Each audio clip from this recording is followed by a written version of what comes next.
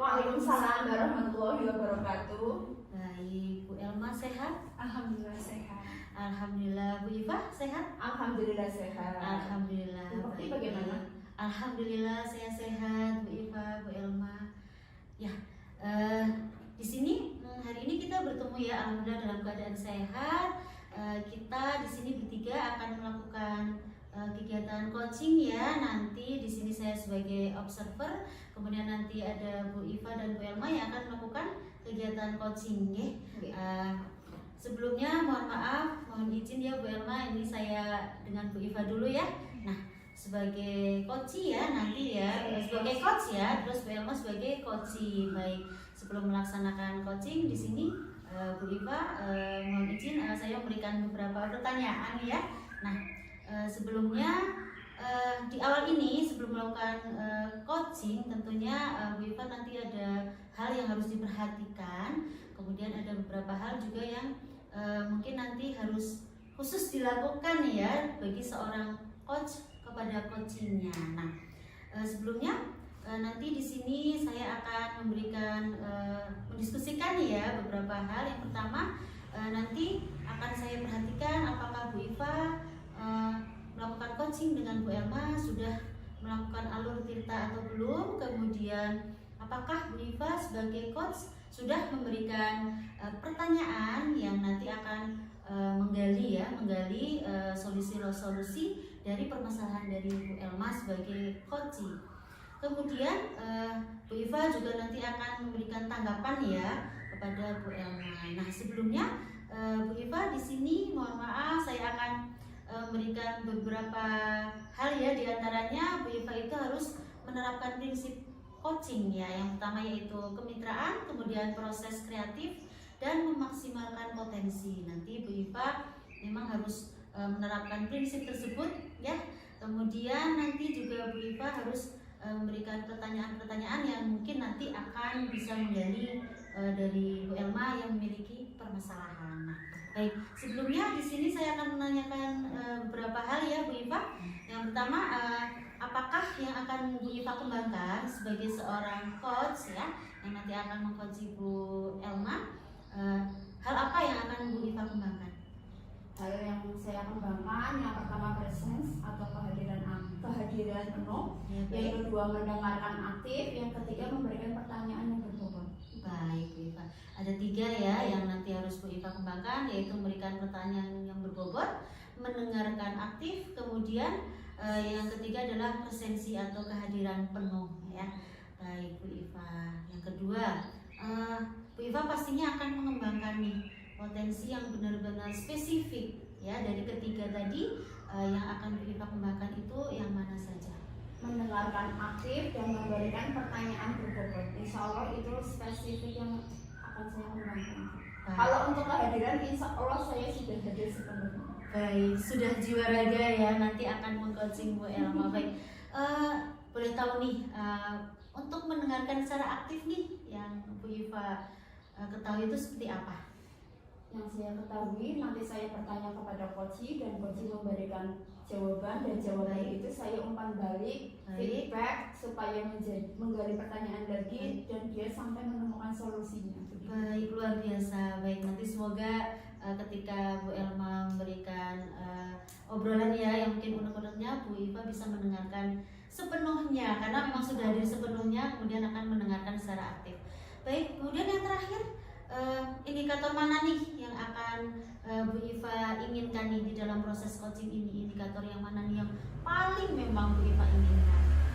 Saya ingin coach saya nanti akan menceritakan masalahnya, kemudian menemukan masalahnya, kemudian menentukan langkah-langkah apa yang tepat untuk dilakukan coach saya itu.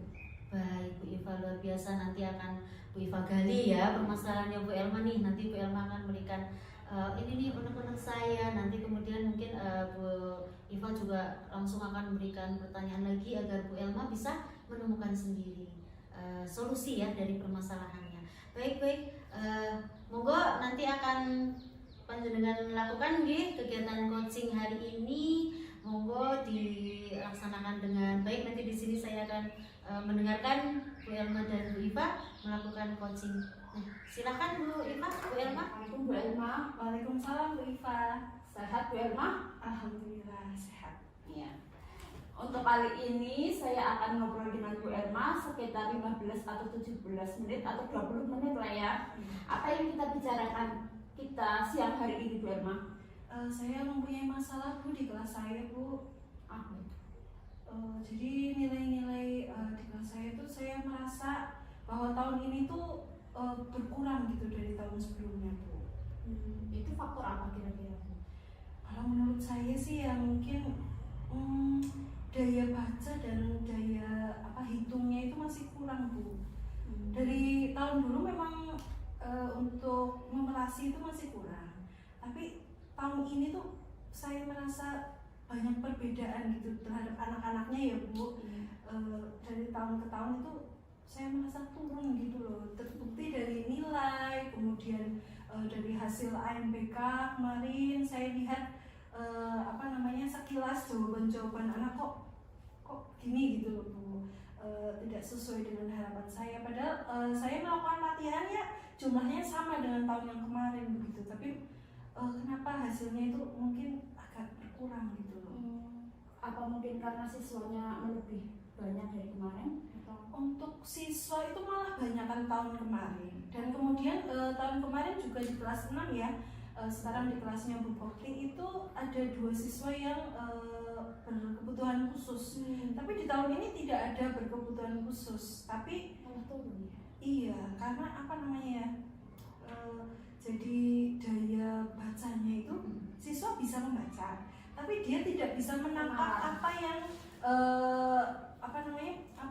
makna dari teks tersebut Bu. Jadi ketika baca bisa, tapi ketika menjawab siapa tokoh, ini udah banyak yang bingung Bu. Dan itu tidak hanya satu anak, jadi ada tidak lebih dari 5 sih, tapi mungkin untuk mengurangi nilai rata-rata itu kan ya 5 anak itu sangat berarti loh Bu. Iya. Kira-kira apa yang Bu Elma harapkan dari percakapan kita hari ini Bu? Saya berharap ini saya menemukan solusi, nilai kelas saya meningkat, kemudian daya baca anak-anak itu juga meningkat. Kira-kira manajemen waktu yang seperti apa yang Bu Elma menghendaki? Manajemen waktu yang saya kehendaki itu yang tepat gitu, yang misal prosesnya itu ketika misal ya saya juga berpikiran kalau anak itu kurang dalam misal matematika dan membaca itu harus banyak latihan Bu, karena latihan itu dapat membantu kita untuk terbiasa. Misal dengan lebih banyak membaca, maka anak-anak juga akan lebih lancar dan dapat memahami bacaan. Ketika banyak berhitung, latihan berhitung yang tadinya tidak bisa, pasti sedikit-sedikit akan meningkat. Ya, tergantung daya juang anak tersebut untuk meningkatkan dirinya, mau atau tidak. Nah, ini manajemen waktu yang saya harapkan ini continue gitu Bu. Saya berharap ini nanti setiap pagi lah saya akan mencoba untuk pembiasaan literasi 15 menit gitu Bu, atau mungkin 1 buku 1 hari atau 1 minggu, yang penting ada progres yang signifikan betul.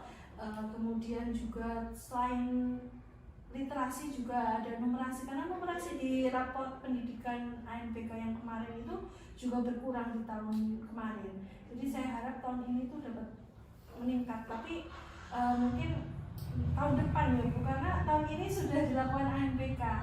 Mungkin ya semester 2 dinilai matematikanya mungkin. Semoga bisa terrealisasi ya Bu. Kalau menurut Bu Elma ini, kalau di rentang nilai angka 1 dan 10 itu sekarang itu berada di rentang berapa? Sekarang itu untuk literasi dan numerasi saya berapa ya? 5 kayaknya Bu. Karena hanya berapa ya, saya hitung tuh hanya untuk yang anak yang paling bisa itu Asila, kemudian Eko, kemudian Naisha, itu baru 3 anak yang maksudnya seperti ketika saya menjelaskan itu langsung paham gitu. Itu baru 3 anak itu yang menurut saya normal gitu ya. Normal, bukan normal ya, biasa gitu ya. Kemudian anak-anak yang biasa tapi kurang paham gitu, jadi harus dijelaskan berulang-ulang. Itu kan anak saya ada 28 ya Bu, ada 3, kemudian ada 5 yang belum bisa membaca secara ini, jadi selebihnya itu ya harus berapa kali ya, tidak hanya satu kali saya menjelaskan Bu, jadi butuh usaha yang lebih keras gitu, saya sabar gitu Bu. Energi yang banyak. Nah, energi yang banyak karena ya siswanya banyak. Iya, siswanya banyak, 28, kemampuan membaca dan menumerasinya begitu. Karena apa ya, ketika kemampuan membaca atau memahami bacaan itu berkurang, otomatis nilai bahasa Indonesia, kemudian IPA, kemudian IPS, PPKN juga itu kan ada teks, nah, itu pasti akan berpengaruh Bu. Jadi saya ingin meningkatkan nih literasi dan numerasi dari anak-anak. Menurut Bu Elma, di angka 5 itu deskripsi anaknya itu seperti apa? Gambarannya seperti apa itu?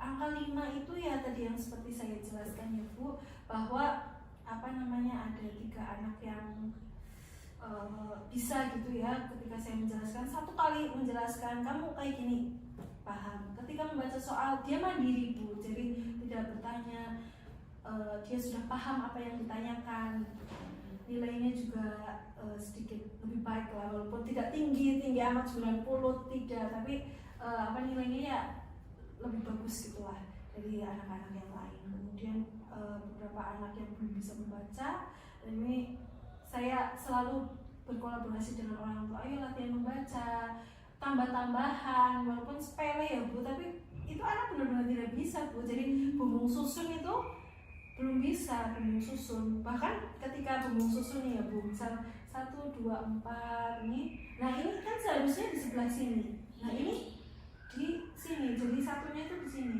Nah, di posisi. Jadi iya posisinya aja belum paham, padahal saya kira ya di kelas sebelumnya juga harusnya sudah bisa. Tapi kenapa saya itu seperti memberondong dari kelas 1 sampai dengan kelas 5 ini loh Bu. Untuk tahun ini loh ada beberapa anak yang saya sebenarnya saya susah nih, saya harus memberondong pembelajaran. Kayaknya dulu kamu sudah pernah diajarkan di kelas 3, tapi kenapa kamu lupa gitu. Nah saya kira seharusnya itu tidak saya ajarkan ya. Nah kemudian anak-anak yang lain yang ya masih 80% lah ya, itu ya sudah lumayan bisa, tapi ya itu syaratnya harus saya ulang terus. Berarti demikian ya gambaran dari level 5 itu ya. Terus harapan Bu Elma ke level berapa? Saya sih tidak muluk-muluk ya Bu, untuk saya melihat juga potensi anak-anaknya juga. Memang sih dengan usaha keras pasti tidak ada yang mungkin, tidak ada yang tidak mungkin. Tapi untuk saat ini apalagi tinggal 1 semester, materinya juga banyak, saya juga mengharapkan 8 saja cukup Bu. 8 saja cukup ya. Kalau 10 terlalu berat ya. Iya, nanti 10 langsung lulus. Bagaimana langkah Bu Elma untuk mendapatkan angka 8 itu Bu? Iya, saya pembiasaan literasi sebelum pembelajaran, membaca buku, kemudian hitung-hitungan sederhana Bu, karena memang penting sih itu Bu, walaupun nanti soalnya sebelum kita, apalagi soal sekarang itu HOTS ya Bu. Nah latihan soal HOTS juga perlu Bu, jadi banyak berlatih, kemudian harus berkeliling dari meja ke meja gitu Bu, harus benar-benar diperhatikan, oke ini anak sudah bisa atau belum gitu. Saya juga terkadang melakukan pembelajaran tuh, ayo latihan kerjakan 1 soal aja, kalau kamu sudah bisa ya alhamdulillah ya, nanti kita perbanyak latihan, nanti di rumah kamu juga harus latihan lagi. Nah, saya cek satu-satu Bu, maju satu-satu ya, memang memakan banyak waktu ya Bu. Tapi kalau tidak seperti itu bagaimana lagi, kan juga faktor orang tua juga berpengaruh ya Bu, karena murid-murid saya itu ada yang dengan mbahnya, hanya ada dengan bapaknya gitu, atau dengan saudara gitu Bu. Jadi mungkin perhatian dari orang tua itu kurang Bu. Nah saya juga memperhatikan, walaupun ada ibu dan bapaknya nih, tapi seperti sibuk bekerja gitu ya Bu. Jadi kurang memperhatikan anak, sehingga ya banyak yang terjadi PR ketinggalan gitu kan, bisa tercermin ya Bu. saya juga sering bercerita-cerita dengan anak, jadi saya juga berusaha memahami anak. Iya, Kamu kenapa nih seperti ini? Oh ternyata memang karakter kondisi rumahnya itu memang seperti itu. Terus manakah yang lebih memungkinkan untuk Bu Elma lakukan dari semua kegiatan Bu Elma, langkah-langkah Bu Elma itu? Otomatis yang mungkin saya lakukan adalah kegiatan pembiasaannya Bu, karena dengan banyak berlatih terus kemudian saya juga berinisiatif untuk melakukan pembelajaran yang menyenangkan gitu dengan permainan gitu. Seperti kemarin saya coba buat soal pecahan. Nah, dia buat sendiri terus lempar coba di depan kelas, dilempar di rebutan gitu soalnya. Kemudian dikerjakan, lalu kembalikan ke yang punya. Nanti di soal itu ada tulisan nama yang punya. Ya, kembalikan, dikoreksi. Jadi anak itu tidak hanya membuat soal, tapi juga menjawab mengoreksi apakah jawaban temannya itu betul atau tidak. Jadi tidak sekedar hanya membuat gitu. Berarti mempergunakan tutor sebaya ya Bu? Betul, tutor sebaya juga saya gunakan. Misal kayak gini Bu, kalau misal si Eko sudah maju, kemudian dia sudah selesai, dia kan akan rame ya Bu. Iya. Nah itu coba tolong itu bantu si A, si B, si C. Nah, coba itu dibantu, kasihan gitu. Karena saya tidak mungkin ya Bu, Iya. dalam 28 anak itu saya meraih semuanya. Saya juga butuh anak-anak. Kadang-kadang juga ketika saya menjelaskan kok anak tidak paham itu, misal Eko yang suruh menjelaskan Bu, ya. Coba kamu jadi Pak Eko ya, coba maju, tolong jelaskan kepada teman-teman. Ya, mungkin Bu Guru menjelasnya kurang atau bahasa yang Bu Guru Kurang pahamnya. Ya kadang-kadang anak juga ada yang paham. Coba Eko, Eko alhamdulillah dia itu membantu saya sekali Bu. Kemudian ada Asila gitu, membantu teman yang perempuan. Kalau Eko biasanya laki-laki. Rencananya itu mulai kapan dilakukan Bu? Iya, kalau untuk kegiatan pembiasaan ini sih sudah saya lakukan itu, tapi mungkin masih kurang intensif. Kemudian permainan-permainan juga pernah saya lakukan, tapi mungkin ya kurang banyak ya Bu, cuma 1-2 kali ya, karena memang membutuhkan budget ya Bu, karena untuk membeli bla media itu kan juga butuh uang ya Bu. Jadi butuh uang, butuh waktu luang juga buat membuatnya, merancangnya, itu juga akan menjadi kendala sibuk buat saya. Ya. Terus kira-kira siapa yang bisa membantu Bu Elma untuk menangani hal seperti itu? Untuk yang membantu ya pertama kepala sekolah Bu, saya akan biasa misal ada waktu luang saya akan cerita kepada kepala sekolah ya Bu. Mungkin Pak Jamil juga punya solusi. Jujur lagi. Soalnya kemarin waktu saya ada kegiatan itu Pak Jamil itu mengisi kelas saya loh Bu. Dan anak-anak itu ternyata senang diajar oleh Pak Jamil. Jadi, nah ini saya bertanya nanti kepada Pak Jamil, bagaimana sih? Gitu. Jadi Pak Jamil insya Allah bisa dibantu saya. Kemudian juga ada rekan sejawat saya, rekan kelas tinggi ya, dan kelas rendah. Kemudian juga mungkin kepada Bu Iva ya, karena Bu Iva juga mengejar kelas saya dan tahu kondisinya ya. Kemudian juga Pak Poni begitu. Saya juga akan mencari video-video pembelajaran yang menarik gitu Bu, yang dapat membantu saya. Ya. Alhamdulillah ya Bu, udah ada gambaran-gambarannya. Terus menurut Bu Elma, itu kendala apa yang mungkin terjadi? Ya, kendala mungkin ya waktu ya Bu. Waktu, karena merancang pembelajaran yang perfect atau berpihak pada murid itu kan kayaknya tidak membutuhkan waktu yang luang gitu ya Bu. Kemudian untuk membuat media juga itu kan juga membutuhkan waktu dan inspirasi gitu ya Bu. Terus bagaimana untuk mengatasi hal itu Bu? Iya, saya akan memprogramkan Ibu waktu untuk latihan terus. Kemudian juga saya akan menggunakan pembelajaran yang berpihak pada murid dengan membuat media pembelajaran dan menggunakan model pembelajaran serta ada permainan-permainan gitu Bu. Progresnya untuk kedepannya bagaimana Bu Elma? Ya, saya akan melakukan pembiasaan hal-hal tersebut. Saya akan lebih sering. Sebelumnya juga saya sudah pernah melakukan, tapi mungkin belum maksimal ya Bu. Jadi saya akan lebih memaksimalkan lagi. Siapa yang bertanggung jawab Bu nantinya Bu? Tentunya diri saya sendiri ya Bu. Saya bertanggung jawab atas kelas saya, tapi tidak lepas dari tanggung jawab orang tua juga Bu. Saya akan lebih melibatkan orang tua lagi dalam pembelajaran anak di rumah agar berkesinambungan Bu di sekolah kemudian diteruskan di rumah gitu. Perasaan Bu Elma setelah ngobrol dengan saya bagaimana Bu? Alhamdulillah Ibu, saya menemukan solusi dari permasalahan saya ini Bu.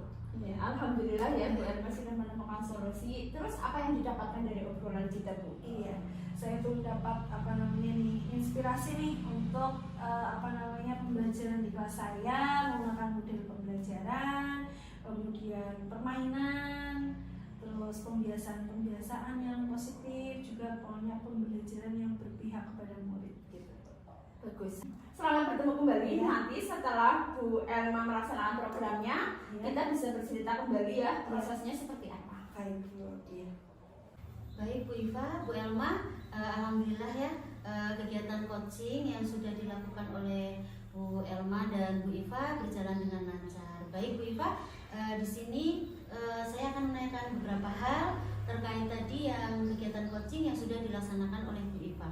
Nah, saat kegiatan coaching tadi sebelumnya ada beberapa indikator ya yang Bu Iva ungkapkan. Nah, di sini terkait indikator tersebut apa saja yang sudah tadi Bu Iva lakukan di dalam kegiatan coaching bersama Bu Elma?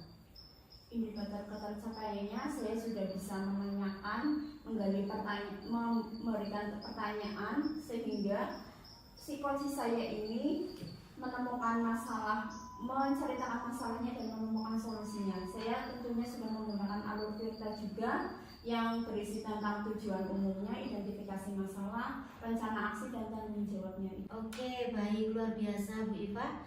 Di sini tadi saya sudah mengamati ya coaching yang dilaksanakan oleh Bu Iva dan Bu Elma.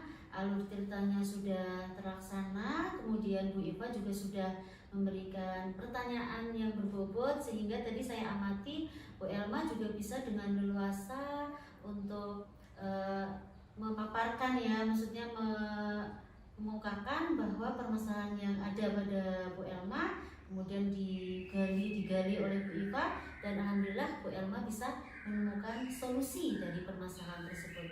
Nah baik, semoga kedepannya Bu Iva dan Bu Elma juga saya bisa menerapkan kegiatan coaching ini dengan teman sejawat juga, kemudian juga bisa dilakukan dengan siswa-siswi kita. Semoga kedepannya kita bisa lebih baik lagi dalam menerapkan kegiatan coaching dan alurnya juga nanti kita kedepannya juga akan sering berlatih ya Bu Iva, Bu Elma dan saya juga. Terima kasih, semoga kegiatan hari ini bermanfaat bagi kita. Saya tutup. Wassalamualaikum warahmatullahi wabarakatuh. Waalaikumsalam. Sampai bertemu lagi di kegiatan coaching selanjutnya. Terima kasih.